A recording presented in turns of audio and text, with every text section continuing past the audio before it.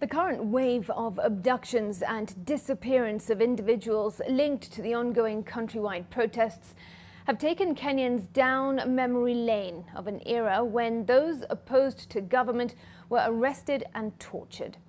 3 supporters of the Occupy Parliament campaign were over the weekend arrested and released. Among them was Dr. Austin Omondi, popularly known as Japrado on social media, who was actively involved in offering medical services to those injured during the protests. KMPDU has condemned the abductions and vowed not to be silenced by threats from the government. Allah! Allah!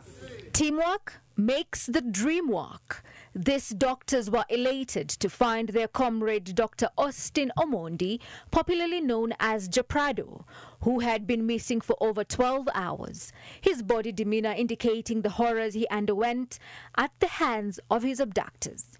He was walking and then all of a sudden it was hit, and in the midst of the confusion he was blindfolded and put into the car and then taken away, driven away.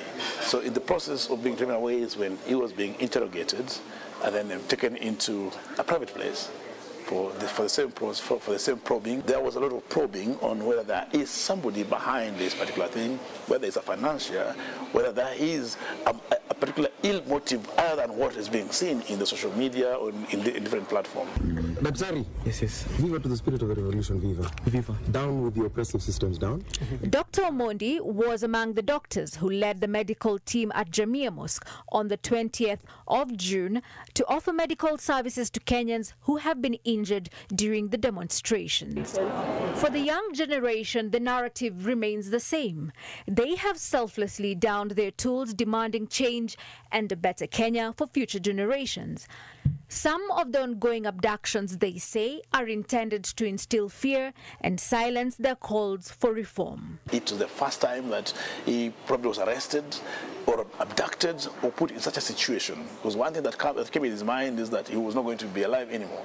So because he did not know anything that was happening beyond the particular surrounding. He was driven around into so many places and then put into a dark room that he could not have any conversations about anything. And then later, I think out of the pressure that was being given, he was then taken and released next to Gigiri police station.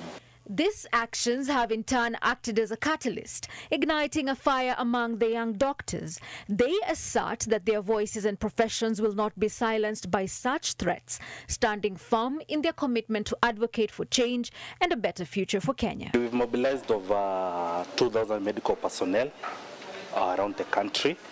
And we have medical personnel in every county to support us during these demonstrations in case anyone needs emergency services. But to come back to Nairobi, we'll be having over 500 medical personnel.